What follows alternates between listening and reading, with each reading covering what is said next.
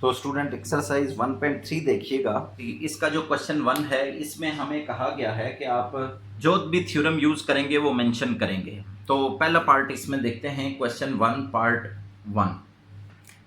तो इसमें लिखा है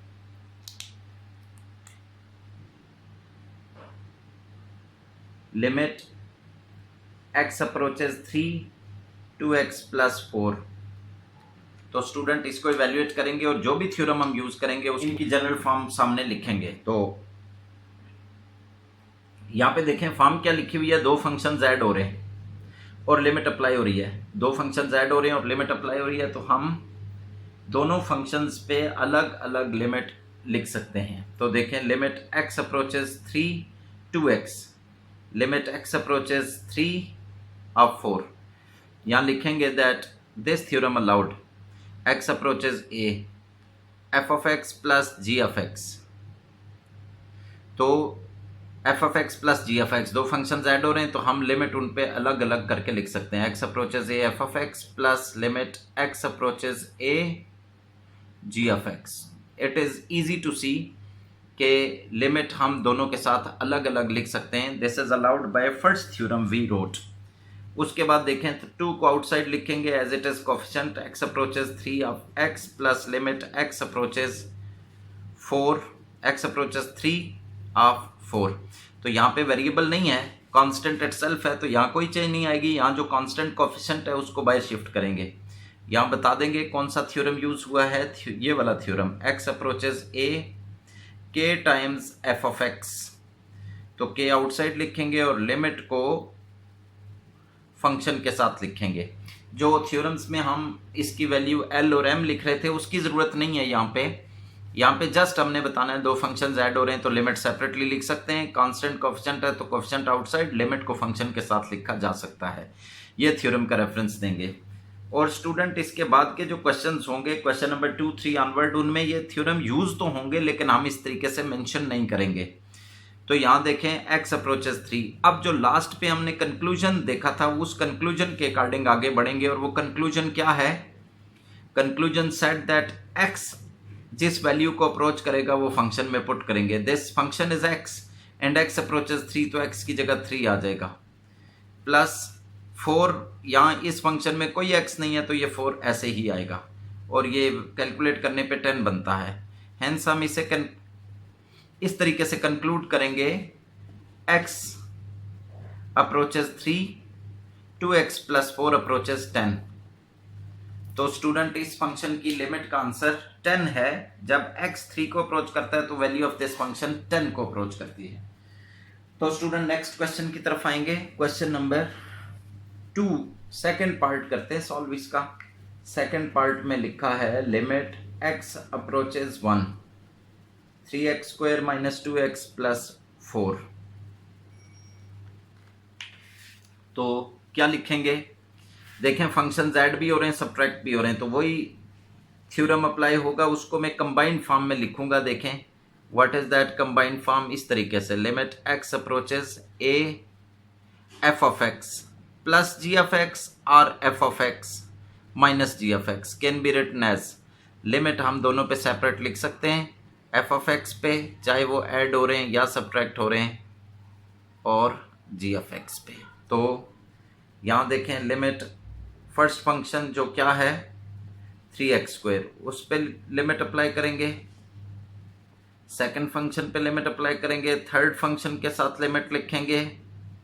और यहाँ पे इसके बाद का स्टेप क्या है कि कांस्टेंट कोफिशिएंट को आउटसाइड शिफ्ट करें। 3 limit x approaches 1 x² - 2 limit x approaches 1 of x plus limit x approaches 1 of 4। तो यहाँ पे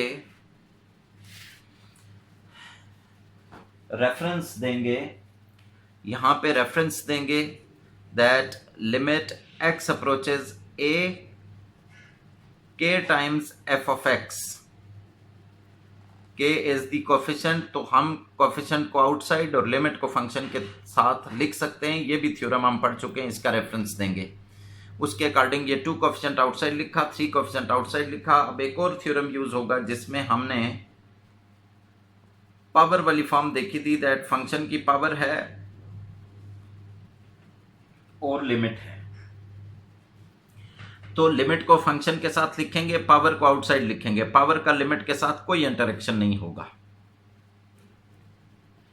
x अप्रोचेज 1 ऑफ x, यहाँ कोई पावर नहीं, ये दोनों फॉर्म सिमिलर आएंगी। अब हम लिमिट अप्लाई करेंगे तो चेंजेस आएंगी। यहाँ रेफरेंस देंगे आप, कौन सा reference? Limit x approaches a f of x n, तो फिर ये आ जाएगा limit x approaches a f of x power whole power n, यानी पावर के बावजूद लिमिट को हम फंक्शन के साथ लिख सकते हैं स्टूडेंट्स। ये हम यहाँ पे ये काम किया हमने, दैट लिमिट को फंक्शन के साथ लिखा है और पावर को होल पावर की फॉर्म में लिखा है, पावर का लिमिट के साथ फिर इंटरेक्शन नहीं। 3 देखें, यहाँ x अप्रोचेज 1 लिखा है तो यहाँ x की जगह 1 पुट करेंगे और स्क्वायर हो जाएगा -2।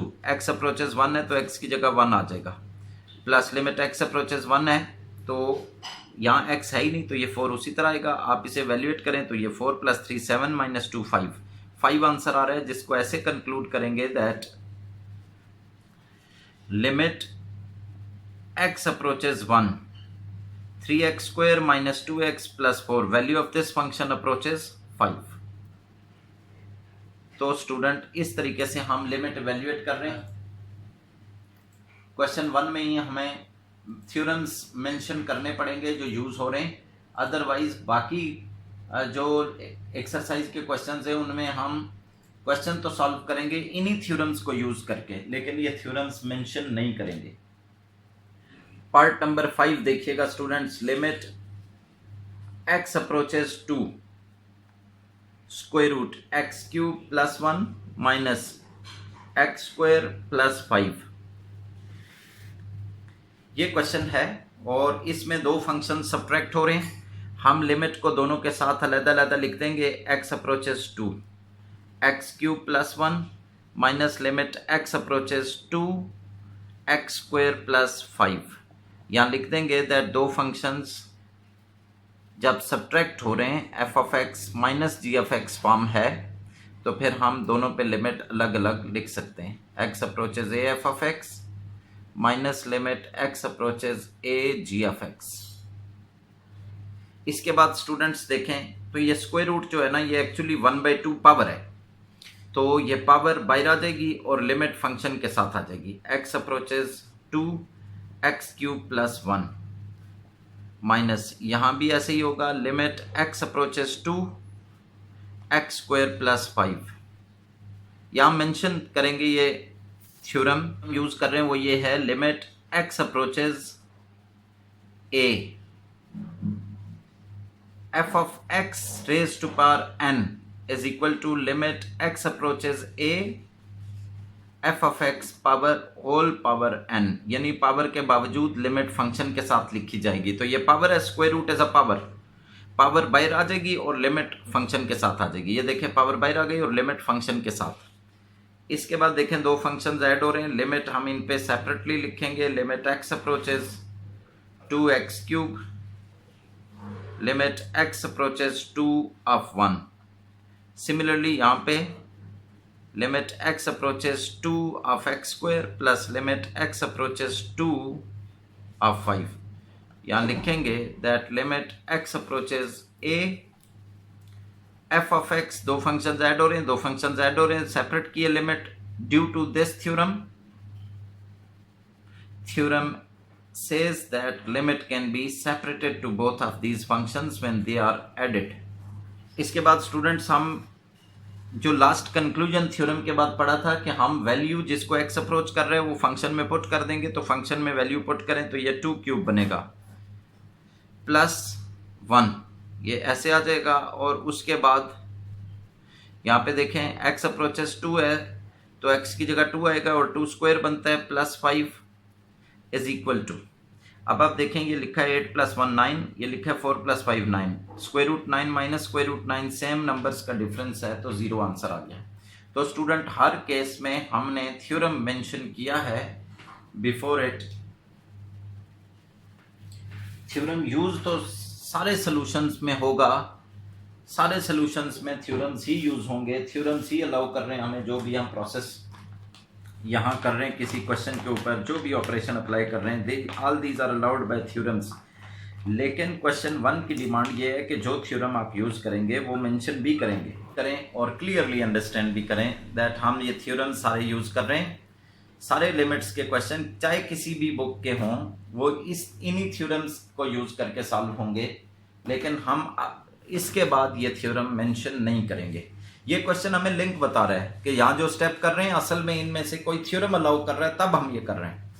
तो इन दोनों का थ्योरम का क्वेश्चंस के साथ लिंक इससे पता चल रहा है। तो बाद के क्वेश्चंस में हम थ्योरम यूज़ तो करेंगे लेकिन यहाँ इस तरह हर स्टेप के सामने उसको मेंशन नहीं करेंगे।